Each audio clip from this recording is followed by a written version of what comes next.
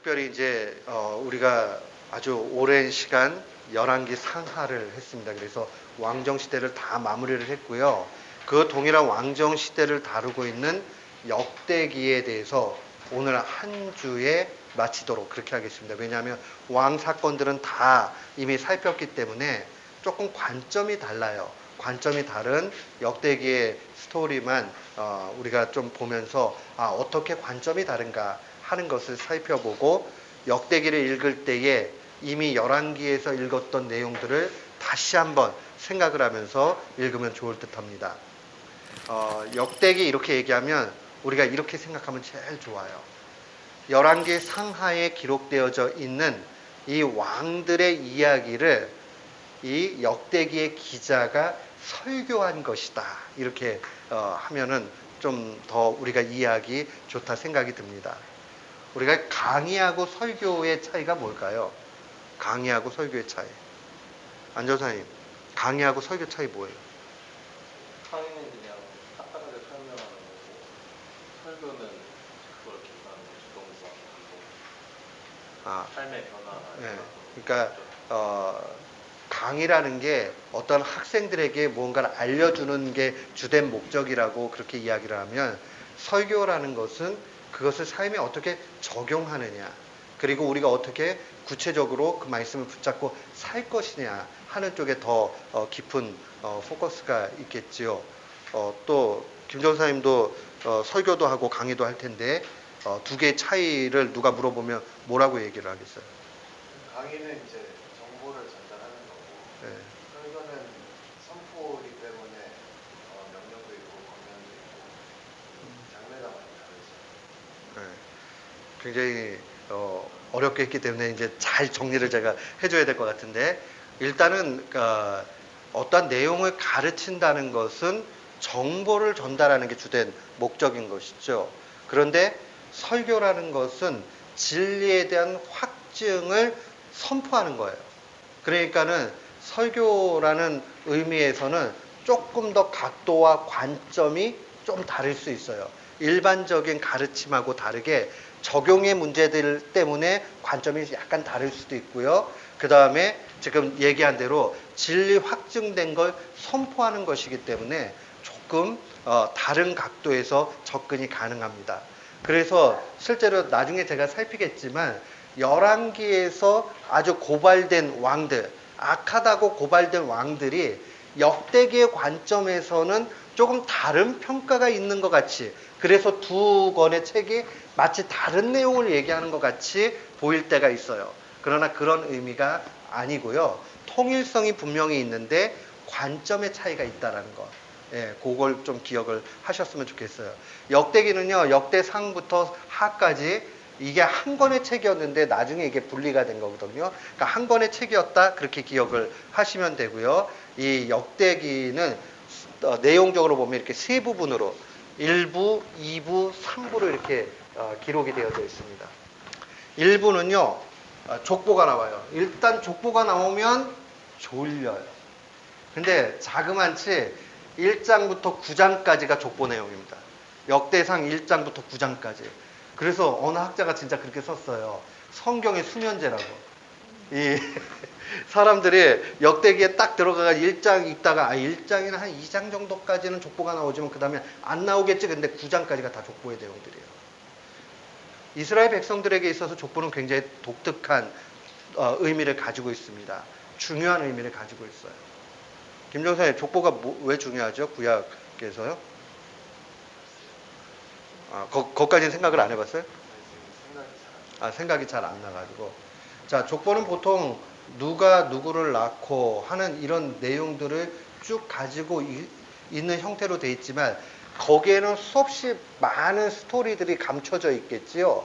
그리고 족보를 쭉 쓰는 그 가운데서 하나님이 어떻게 일하셨는지가 그 안에 들어가 있습니다. 그래서 특별히 이 족보의 내용이 창조부터 해가지고 포로기 후까지의 내용들이 쫙 정리가 돼 있거든요. 그런 의미에서 볼 때 하나님께서 이 서론 일부만 딱 봐도 알 수 있는 게 뭐냐면, 하나님의 창조가 나중에 심판받는 이스라엘 민족들이 어떻게 회복될 것이냐. 창조의 내용이 나중에 소망의 그 열매로 나타나는 것들을 이 족보 안에서 다 발견할 수 있게 됩니다. 그리고 이 안에는 특별히 레이의 족보가 아주 강조가 돼가지고 기록이 되어져 있습니다. 왜 그럴까요? 레위 지파 왜 중요하죠? 레위 지파는요? 성전, 예배를 관장하는 그러한 의미를 가지고 있기 때문에 굉장히 중요합니다. 그래서 그 내용들이 고스란히 나타나는 게 2부에 이 다윗 왕의 스토리, 솔로몬의 스토리가 역대상 10장부터 역대하 9장까지 기록이 되어져 있습니다.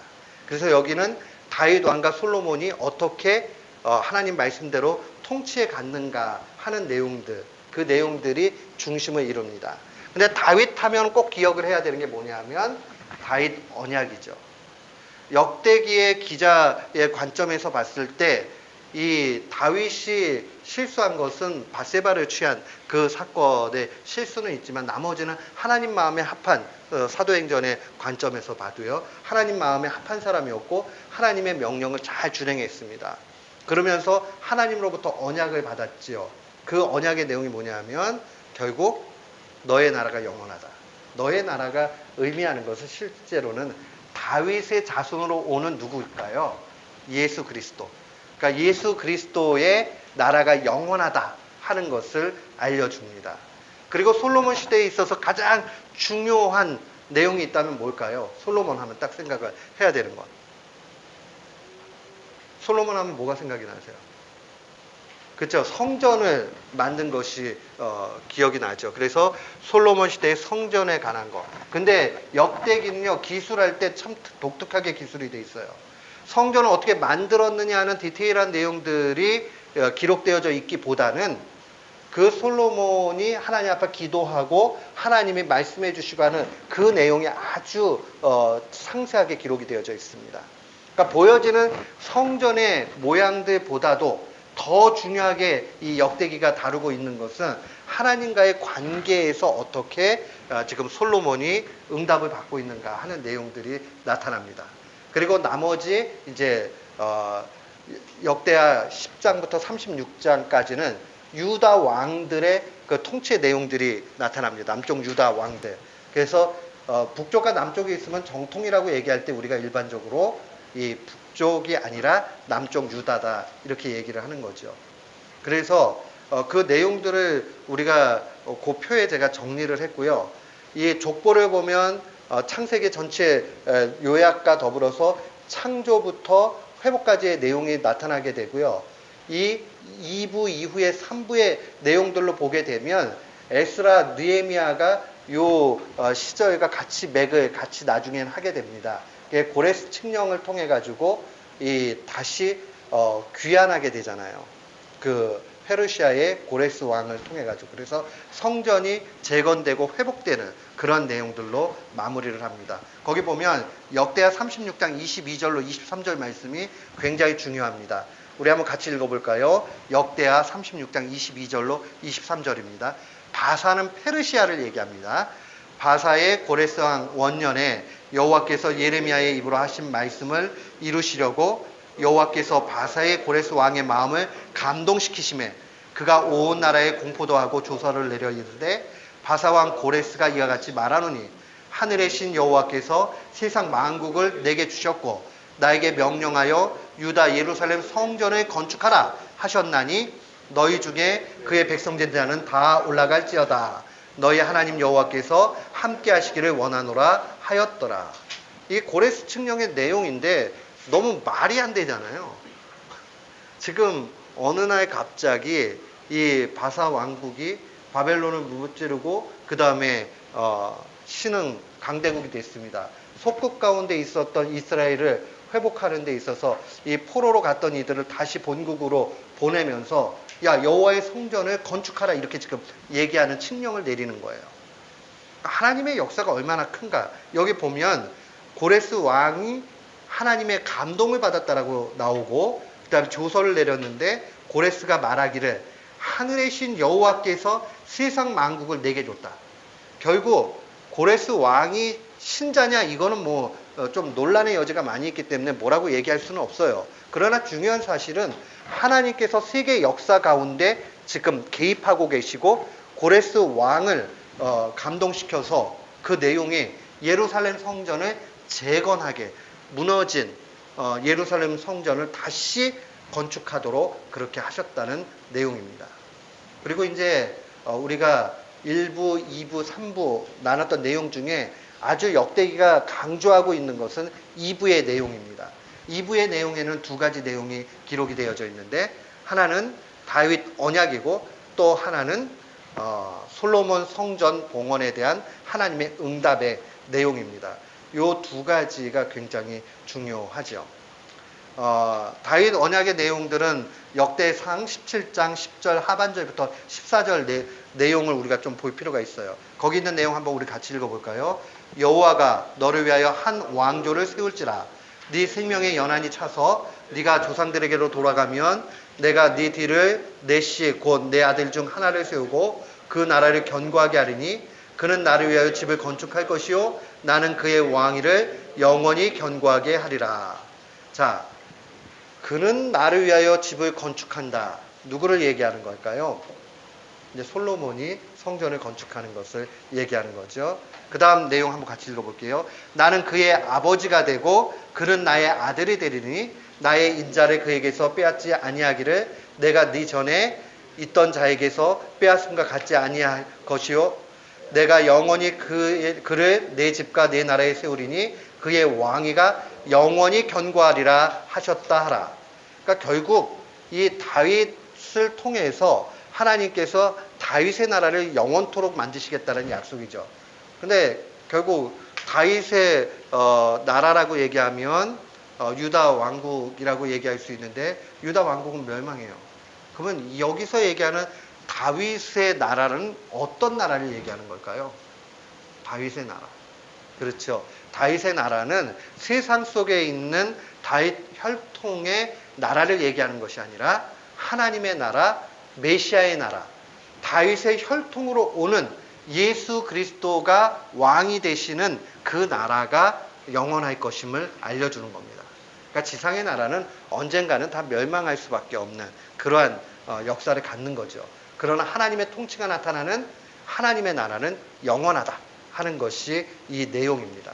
그래서 이 역대기를 계속 읽으면서 기억을 해야 되는 것은 바로 하나님 나라가 영원하다 하는 것을 기억을 해야 됩니다. 그런 의미에서 역대기에 기록되어져 있는 이 내용은 그 당시에만 국한한 것이 아니라 오늘날에도 하나님 나라의 통치가 우리들 가운데 있잖아요. 그 통치 가운데 우리가 있다는 사실을 기억해야 되고 우리는 그의 백성이라는 사실을 놓치지 말아야 됩니다. 그런 의미에서 우리가 역대기를 접근하고 읽을 필요가 있습니다. 이 다윗 언약을 기억할 때마다 우리가 또한 생각을 해야 되는 것은 우리의 믿음에 대해서 생각을 해야 돼요. 우리의 믿음이 어떠한 믿음을 얘기할까요? 존 칼빈은 이런 이야기했어요. 믿음이라는 것이 하나님께서 우리를 향하여 선하신 뜻을 갖고 계신다는 확신을 갖는 것이다. 이렇게 얘기했어요. 그러니까 하나님으로부터 나온 것은 다 좋은 것이죠. 그러니까 내가 고난을 받고 어려움을 당해도 그것으로 낙심할 이유가 없는 것은 그것이 만약 하나님으로부터 나온 거라면 그것은 좋은 것이다 하는 거예요. 그래서 언제나 거기 내용들 보면 나는 그의 아버지가 되고 그는 나의 아들이 된다. 하나님 아버지와 자녀인 신자의 아들됨. 이 내용들이 굉장히 중요하죠. 오늘날 우리도 기도할 때 어떻게 기도하죠? 하나님 아버지 이렇게 기도하잖아요. 하나님을 아버지라고 부를 수 있다는 것은 언약 안에 들어갔다는 말이고요. 언약 안에 들어갔다라는 그 말은 하나님의 통치, 하나님의 지배하심, 더 쉽게 얘기하면 하나님이 내 인생의 주인 되셔서 간섭하고 계시는 것을 보여주는 것이죠. 그래서 언제나 이 역대기가 강조하고 있는 것은 너희들이 이 언약을 놓쳐서는 안 된다 하는 거예요. 더 쉽게 얘기하면 네가 하나님 자녀라는 사실을 잊지 마. 너 그렇게 시시한 사람이 아니야. 동시에 너가 하나님의 자녀이기 때문에 하나님 말씀대로 살아야 돼 하는 것이 한결같이 역대기가 강조하고 있는 내용입니다. 또한 이제 2부에서 강조가 되고 있는 두 번째 주제의 내용은 솔로몬의 성전 봉헌에 대한 하나님의 응답입니다. 역대하 7장 14절 말씀 한번 같이 읽어볼까요? 시작. 내 이름으로 일컫는 내 백성이 그 악한 길에서 떠나 스스로 겸비하고 기도하여 내 얼굴을 구하면 내가 하늘에서 듣고 내 죄를 사하고 그 땅을 고칠지라. 여기 보면 용서와 치유와 회복의 메시지가 기록되어져 있죠. 이게 되게 중요해요. 내 이름으로 일컫는 내 백성이, 결국 언약 백성이 악한 길에서 떠나 죄를 지었다 할지라도 그 죄에서 떠나서 스스로 겸비했다. 이 얘기는 뭘까요? 스스로 겸비. 겸비라는 것은 아주 겸손히 자기를 낮추는 것을 표현하는데 완전히 그냥 바닥에 종과 같이 엎드려 버리는 것을 의미하거든요. 그러니까 스스로 겸비하고 기도한다. 스스로 겸비한다는 것은 자기가 정말 마음을 찢으면서 회개의 마음으로 나아가는 것을 의미합니다. 그리고 내 얼굴을 구한다. 하나님의 얼굴을 구한다는 표현이 히브리 사람들에게는 어떤 의미일까요? 얼굴을 구한다. 앉아서 얼굴을 구하면 얼굴을 구하는 게 뭐예요? 하나님의 은혜를 구한다. 김정사님은 하나님의 얼굴을 구한다는 게 어떤 뜻을 가지고 있어요? 은혜를 구한다는 의미를 있고 하나님과의 관계를 추구하는 것. 저 은혜를 구하고 하나님과의 관계 회복 이런 의미가 다 있고요. 좀 쉽게 얘기하면 도와달라고 두 손을 바짝 드는 것을 얘기해요. 하나님의 얼굴을 구한다는 것은 그냥 도와달라는 거예요. 그러니까 이 마음이 굉장히 중요합니다. 신앙생활 하다 보면요.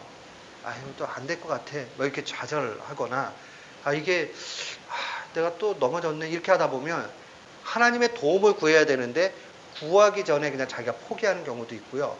또 자기가 죄를 지었는데도 그 죄인지 모르고 목이 빳빳해가지고 그냥 가는 경우도 있어요. 이렇게 되면 안 된다는 거죠. 그래서 하나님의 얼굴을 구하면 그 다음에 하나님이 약속해 주셨어요. 내가 하늘에서 듣고 그 죄를 사하고 용서해주고 그 땅을 고친다. 그 땅을 고친다는 게 무슨 뜻일까요? 그 땅을 고친다. 네, 그 땅을 고친다. 김정사님, 그 땅을 고친다는 건 무슨 뜻일까요? 회복되는 거. 안전사님, 땅을 고친다는 건 회복되는 거 말고 또 무슨 의미가 있을까요?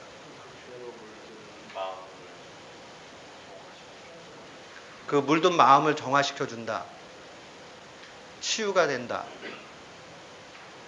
이게 이제 히브리적 관점으로 조금 돌아갈 필요가 있는데, 히브리 사람들, 구약의 백성들은요, 성경에 그런 내용들이 이렇게 들어가 있는데, 그 지역에 강하게 역사하고 있는 영들이 있다라고 보는 관점이 있어요. 그 지역에. 그 땅을 고친다라고 얘기를 할 때 어떤 의미를 가지고 있냐면 악한 영들이 물러가는 것을 얘기하거든요. 그러니까 하나님 앞에 용서를 받으면 그걸로 끝나는 것이 아니라 용서함 이후에 나를 주장하고 있는, 공동체를 주장하고 있는, 그 지역을 관장하고 있는 악한 영들을 떠나보내게 되는 거죠. 이 다니엘이 기도했을 때 하늘에서 응답이 떨어졌는데 이게 땅에 나타나기까지 시간이 지체가 된단 말이에요. 그렇게 지체가 되고 있을 때 하나님이 미가엘 천사를 딱 보내줘가지고 미가엘이 가가지고 그 지역에 있는 군대와 싸웠다 이렇게 얘기하는데 그게 영적인 표현이거든요. 영적인 그 무리들은 항상 군대 조직과 똑같이 그렇게 표현을 성경이 해요. 거기 가가지고 막 영적 전쟁이 일어나서 미가엘이 이겨가지고 속히 이제 오게 돼서 응답이 나타나는 것으로 기록을 하거든요. 다니엘서에. 그런 것처럼 그 땅에 아주 악한 그러한 악의 영들이 있을 수 있다는 거예요. 그거에 대해서 하나님께서 고치시겠다라고 약속해 주시는 거죠.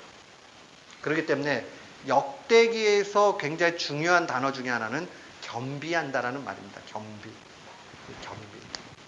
나중에 제가 좀 얘기를 할 텐데요.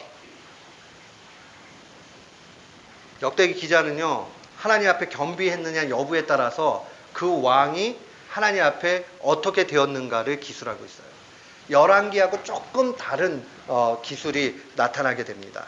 그게 이제 보통 역대기를 학사 그 에스라가 기록하지 않았느냐, 뭐 보통 그렇게 복음적인 분들이 얘기를 해요. 근데 이제 제가 오늘 특별히 이게 설교라고 얘기했잖아요. 그 중요한 설교 두 개를 좀 설명을 해드릴게요. 첫 번째 설교 메시지입니다. 설교 포인트의 결론은 이런 거예요. 하나님은 사악한 사람이라도 겸비하면, 하나님 앞에 완전히 철저하게 회개하면 용서하시고 은혜 베푸신다 하는 게 중심 메시지가 하나 있습니다. 그래서 종교개혁자였던 마르틴 루터가 95개조 반박문의 첫 번째 조항이 뭐였죠? 그리스도께서는 신자의 전생애가 회개가 되기를 원한다. 그게 회개하고 그냥 끝나는 문제가 아니고요. 그 회개를 통해서 결국 하나님께서 은혜를 베풀어 주시기 때문에 그렇죠. 여기 보면 역대하 33장부터 35장까지는 세 왕이 등장을 해요. 므낫세, 아몬, 요시야 세 왕이 나타나는데 열왕기서에서 므낫세 왕은 가장 악한 왕의 대명사로 기록이 됩니다. 그런데 역대기에서는 조금 다른 관점을 제공하고 있습니다. 역대하 33장 11절로 13절 말씀 한번 거기 나와 있는 거 한번 같이 읽어볼까요? 여호와께서 아수르 왕의 군대 장관들로 와서 치게 하심에 저희가 므낫세를 사로잡고 쇠사슬로 결박하여 바벨론으로 끌어간지라.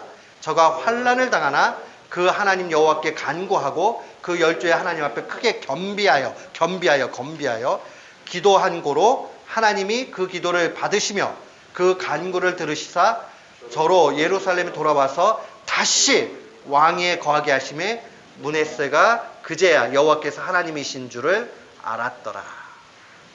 요 뒷부분은 실제로 열왕기에는 기록이 되어져 있지 않죠. 므낫세가 악하게 그렇게 통치하다가 이제 바벨론에 완전히 끌려가는 그 내용들이 기록이 되고 있단 말이에요. 그래서 열왕기는 평가 자체가 므낫세는 아주 극렬한 악한 왕이었다, 이걸로 끝나는 것 같아요. 그런데 그런 왕이라도 하나님 앞에 겸비하고 기도하니 하나님이 은혜를 베푸셨다. 그러니까 므낫세가 잘했다 이 뜻이 아니에요. 므낫세가 하나님 앞에 겸비하니 소망 없고 극악무도하고 나쁜 그런 왕이라도 하나님 앞에 진심으로 회개하니 하나님의 은혜와 사랑이 크셔서 어떻게 하셨다고요? 용서하고 다시 왕위로 가게 하셨다 하는 내용을 기록을 합니다. 이런 면에서 좀 설교 메시지가 다르다는 거죠. 열왕기가 사실을 그대로 기술하고 있다면 사실에 대한 또 다른 해석을 역대기는 주고 있다는 겁니다. 그 다음에 이제 요시야 왕도 굉장히 겸비하는 내용들이 나타납니다. 역대하 34장 27절 말씀입니다. 한번 같이 읽어볼까요? 내가 이곳과 그 거민을 가리켜 말한 것을 네가 듣고 마음이 연하여, 마음이 부드러워졌다는 거예요. 연하여 하나님 앞 곧 내 앞에 겸비하여 옷을 찢고 통곡하였으므로 나도 네 말을 들었노라. 여호와가 말하였느니라. 하나님이 들으시면 어떻게 된 거죠? 하나님이 네 기도가 내 귀에 들렸다, 내가 들었노라, 이런 표현들이 구약에 나오면 어떤 뜻이에요? 어떤 뜻일까요? 하늘에 다 상달이 되었다, 이런 표현들이 나오면 어떤 의미일까요? 하나님이 응답하셨다, 하나님이 용서하셨다, 이런 의미를 가지고 있어요. 그러니까 하나님이 듣기만 하시면 되는 거예요. 그러면 모든 문제는 해결이 됩니다. 요시야 왕도 겸비하는 걸 통해서 하나님께 이러한 은혜를 입게 됩니다. 근데 아몬 왕은 달라요. 거기 역대하 33장 23절 말씀 한번 같이 읽어볼까요? 시작. 아몬이 그 붙인 므낫세에 스스로 겸비함 같이 여호와 앞에 스스로 겸비치 아니하고 더욱 범죄하였더니. 보세요. 므낫세 악한 왕이고 아몬도 악한 왕이거든요. 그런데 재밌는 것은 역대기의 관점에서 므낫세는 그래도 겸비했기 때문에 하나님의 은혜를 입었지만 아몬은 그 붙인 므낫세 같이 겸비하지 않아서 악을 더욱 행했다, 이렇게 기록을 합니다. 완전히 다른 상황들을 또 보여주는 대목이라고 볼 수 있습니다. 그 다음에 이제 두 번째 설교 포인트를 좀 보면 하나님께서는 역대기를 통해서 하나님만을 의지하고 부단히 하나님을 찾으라고 그렇게 이야기합니다. 그래서 거기 보면 아비야 왕하고 아사 왕 스토리가 기록이 되어져 있습니다. 이 아비야는 아비얌이라고도 성경에 이렇게 기록을 합니다. 조금 그 이름을 표기하는 데 있어서 차이가 있어요. 근데 열왕기에서는 어떻게 평가하고 있는지 한번 볼게요. 아비야에 대해서 열왕기상 15장 3절입니다. 시작. 아비암이 그 부친이 이미 행한 모든 죄를 행하고 그 마음이 그 조상 다윗의 마음과 같지 아니하여 그 하나님 여호와 앞에서 온전치 못했다라고 그렇게 기록을 합니다.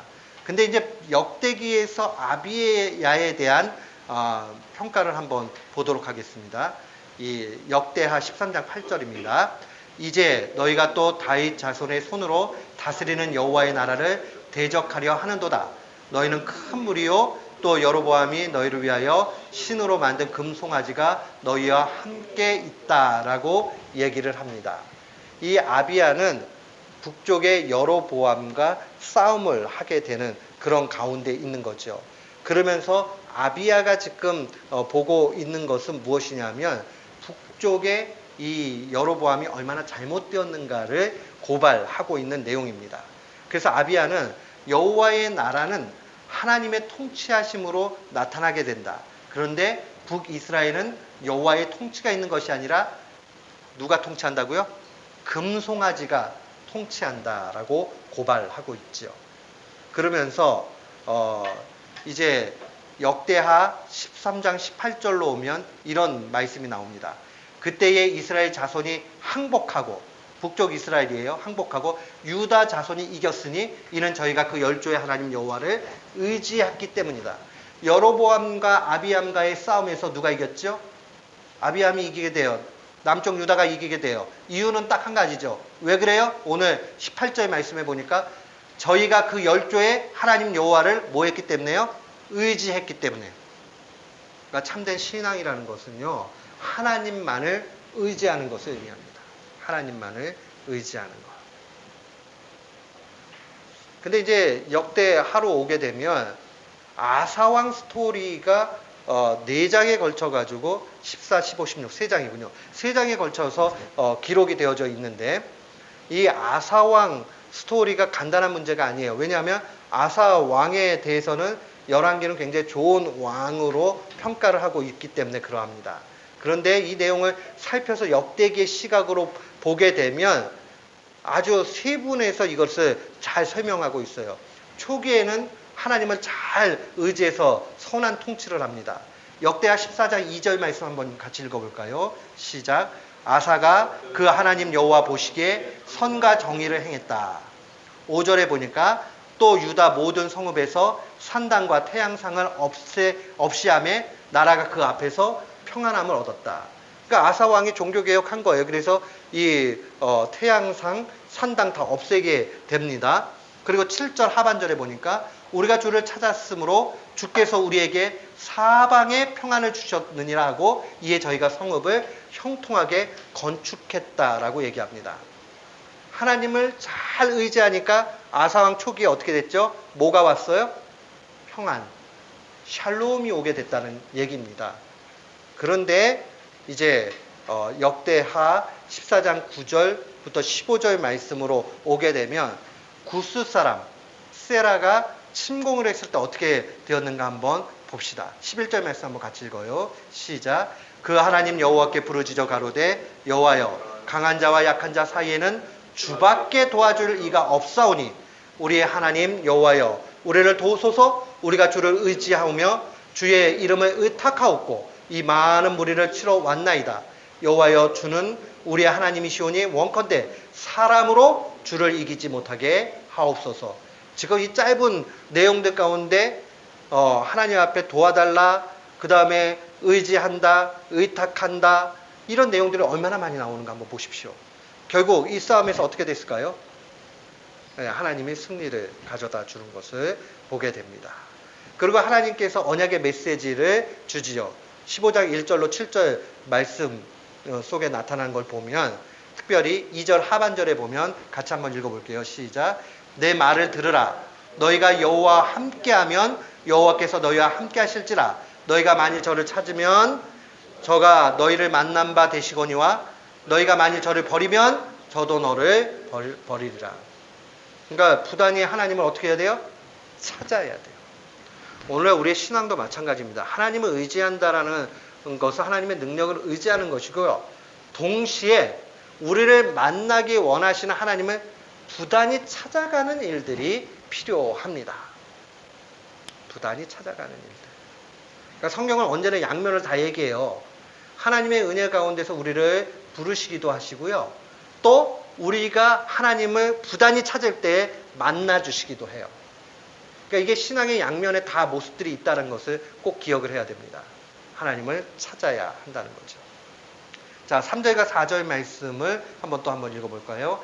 이스라엘에는 참신이 없고 가르치는 제사장도 없고 율법도 없은 지가 이제 오래였으나 그 환난 때에 이스라엘 하나님 여호와께서 여호와께 돌아가서 찾음에 저가 그들을 만난 바 되셨다. 그러니까 이게 지금 얼마나 영적으로 타락한 시기인가 한번 보세요. 이스라엘에 참신이 없었다. 그 얘기는 하나님의 그 역사가 없었다는 걸 얘기하는 거고, 가르치는 제사장도 없었다. 제사장 계급이 다 타락했다는 얘기죠. 율법도 없은 지가 오래됐다. 하나님 말씀 안 지키는 게 상식이 돼버린 거죠. 일반 사람들 안에서. 그러니까 죄가 그냥 막 판을 치는 거예요. 근데 그 환난 때에 이스라엘 하나님 여호와께 돌아가서 찾으니까, 지금 찾았어요. 찾으니까 어떻게 됐어요? 하나님이 만나 주셨다 하는 겁니다. 여기까지는 이제 아사 왕이 잘 갔어요. 그런데 16장으로 오게 되면 아사 왕의 실패의 메시지가 등장을 합니다. 물론 열왕기에도 약간의 내용들이 언급이 되고는 있어요. 그러나 이렇게 강한 어조로 고발되지는 않습니다. 이 16장 3절 하반절 말씀 한번 같이 읽어볼게요. 나와 당신 사이에 약조하자.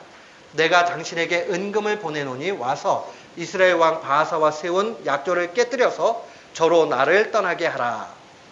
이 북쪽 바하사 왕이 굉장히 강성한 나라를 만들었습니다. 이게 남쪽을 계속 괴롭히게 된단 말이에요. 그리고 나서 그 지역에 우리가 그때 기억을 하지만은 그 경계 지역에 있는 남아 쪽에 이 건축을 하려고 하는 일들을 합니다.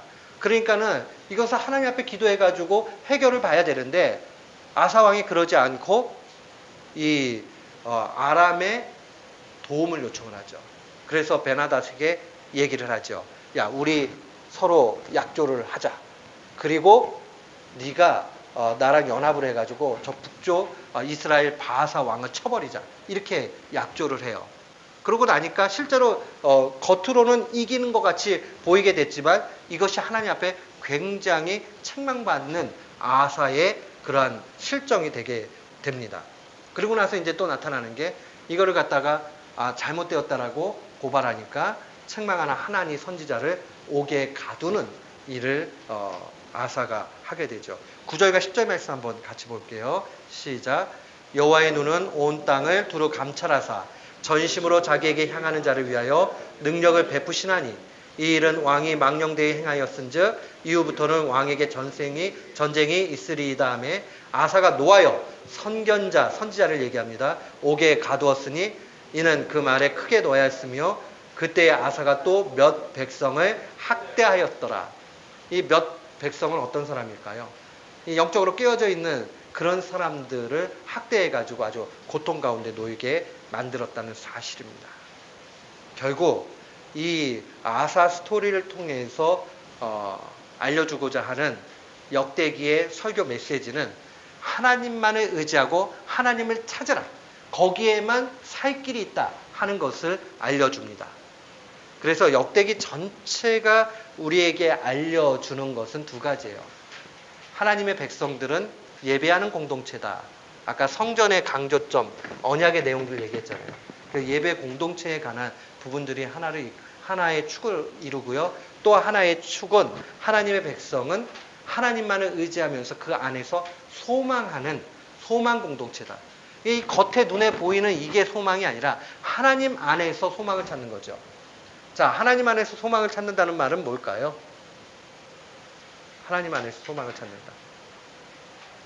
우리가 하나님과 더불어서 어떤 관계를 유지해가지고 가느냐가 결국 우리의 미래에 대한 바른 평가다 하는 것을 보여주는 겁니다. 이 땅 가운데서 마찬가지예요. 우리가 살아가면서 속여가지고 돈을 벌 수 있어요. 그죠? 그러나 정직해서 돈을 덜 벌거나 못 벌 수 있습니다. 그래도 하나님의 관점에서, 역대기의 관점에서 보면 하나님을 의지하고 하나님을 찾음으로 돈을 적게 버는 것이 거짓말해서 돈을 벌어서 이름이 높아지는 것보다 훨씬 낫다는 거죠.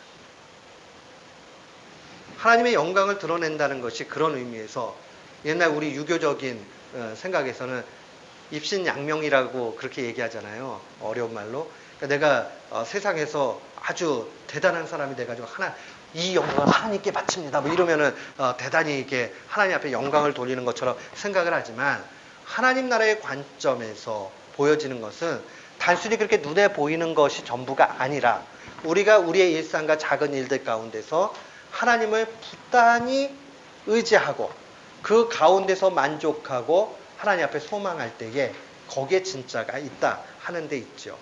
그래서 역대기는 이 언약과 성전을 귀히 여긴다 하는 겁니다. 예배 공동체로서. 그러니까 우리도 예배 드리는 일들에 대해서 또 우리의 삶의 예배 가운데서 하나님 앞에 승리해야 됩니다. 꼭 기억을 하셔야 돼요. 예배 드리는 일도 정말 귀하다 하는 것들을 기억해야 됩니다.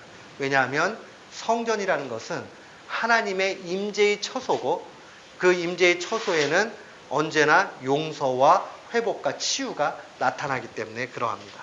그리고 아까 족보 가운데서 레위 지파가 강조되고 있다라고 얘기했죠. 특별히 아주 세분화해가지고 강조가 됩니다. 레위의 세 아들이 그 족보에 보면 나타나죠. 혹시 우리 전사님들 레위의 세 아들 이름 기억나요? 네, 잘 기억 안 날 수도 있는데 옛날 성경고사 보면 이게 너무 이름이 헷갈리고 그러니까 고개 무라리 뭐 그런 거 외웠어요. 무슨 말인지 잘 모르겠죠. 고개 무라리 뭐 이렇게 외웠는데 첫 번째 아들은 고앗이 아니고 원래 게르손이에요. 근데 어떤 본문에는 게르손 또는 게르솜이라고 이렇게 기록이 돼 있어요. 그 다음에 첫 번째 아들은 성전 물건들을 보통 이렇게 관장하는 일들을 했고요. 둘째 아들이 굉장히 중요했어요. 고핫. 다른 본문에는 그핫이라고도 이렇게 됩니다. 이 사람들은 법궤를 어깨에다 매는 일들이 주된 업무 중에 하나였어요. 그래서 법궤와 관련돼 가지고 아주 깊은 일들을 했어요. 그 다음에 이제 셋째 아들이 무랄이었습니다. 그래서 이 세 아들의 계보 속의 내용들이 아주 상세히 기록되어 있습니다. 왜요? 예배 중심이니까 레위 지파가 특별히 아주 부각이 돼서 기록되고 있는 것을 보게 됩니다.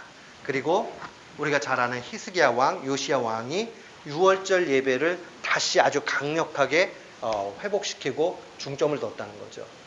유월절이 왜 그렇게 중요하죠? 유월절, 패스오버.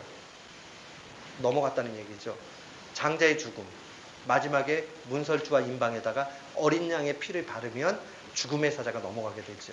구원에 대한 가장 강력한 그 절기를 보여줍니다. 그 어린 양은 누구를 예표한다고 그랬죠? 예수 그리스도.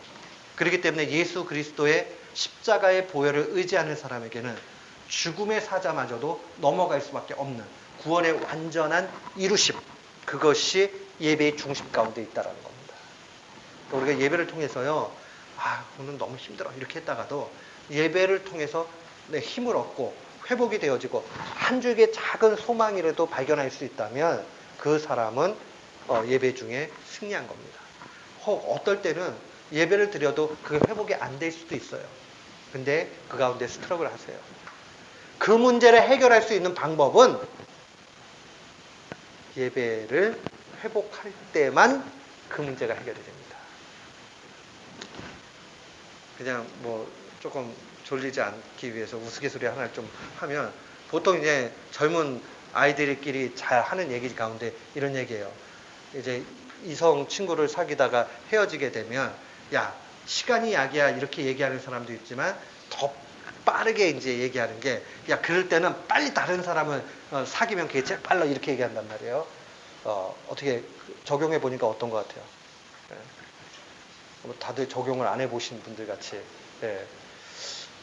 근데 저도 뭐 적용을 해본 적도 없고 그러지만은 이게 제가 이렇게 쭉 보니까 그게 답이 되지 않아요. 그렇게 한다. 다른 사람을 사귄다고 해가지고 해결이 되는 것이 아니라는 거죠. 목사님 이해를 하셨나요? 이 말씀을. 예. 다른 사람을 사귄다고 이 문제가 해결되는 게 아니라 그 과연 어디에 문제가 있었을까 하는 것, 그보다 더 영적인 문제로 들어가 버리면 그 안에서 해결되는 게 굉장히 많이 보여요.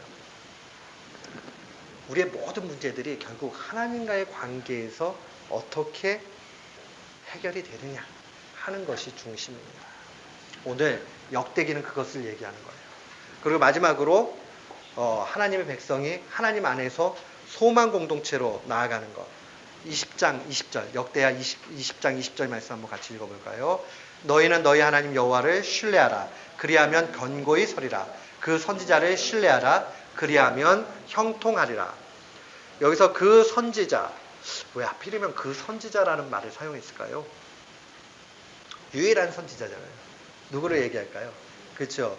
예수 그리스도를 얘기하는 거죠.